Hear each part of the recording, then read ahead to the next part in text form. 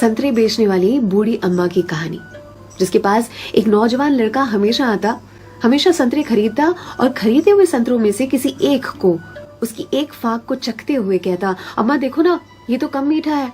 और अम्मा हमेशा दूसरी फाक को चखते हुए कहती, नहीं बेटा, ये तो बराबर मीठा है।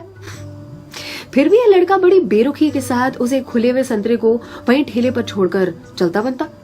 अब इस नौजवान के साथ उसकी पत्नी भी हमेशा हुआ करती।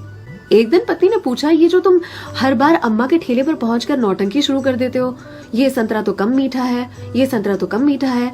संतरे तो मैंने भी चखे हैं, बराबर होते हैं, लेकिन फिर इस नौटंकी के पीछे राज क्या है, चाहते क्या हो तुम?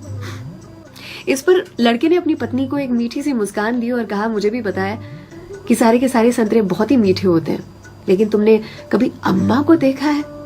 अम्मा इतनी गरीब है कि जो बेचती हैं उन्होंने कभी चखा भी नहीं होगा, इसीलिए तो एक खुला हुआ संतरा उनके ठेले पर छोड़कर आ जाता हूँ, मेरी ओर से उनके लिए।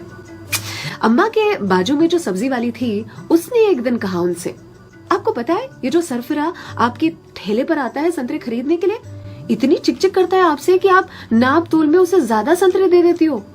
इस पर अम्मा ने कहा कि वो कभी मुझसे संतरे की मिठास पर चिकचिक करता ही नहीं है, वो ये चिकचिक करता है मुझे संतरा खिलाने के लिए, एक छोड़कर जाता है। क्या मुझे पता नहीं है?